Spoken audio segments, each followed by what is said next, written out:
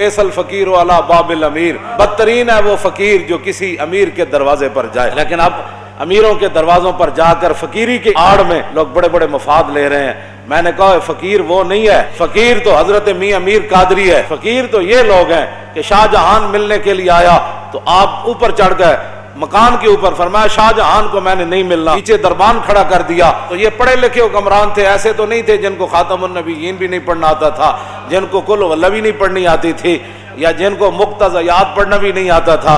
ये ऐसे तो हुक्मरान थे नहीं, ये तो पढ़े लिखे लोग थे। तो नीचे से खड़े होकर शाहजहां ने आवाज लगाई, उन्हें कहा दरे दुर्वेश दरबान नबायत। उन्हें कहा दरवेशों के दरवाजे पर चौकीदारों का क्या मतलब है? तो हजरत मियां अमीर ने ऊपर से आवाज लगाई, फरमाया बबायत, ताकि सगे दुनिया ना आ जाए। फरमाया दरवेश को जरूरत नहीं होती दरबान रखने की, लेकिन कभी कभी रखना पड़ता है ताकि कोई दुनिया का कुत्ता ना आ जाए।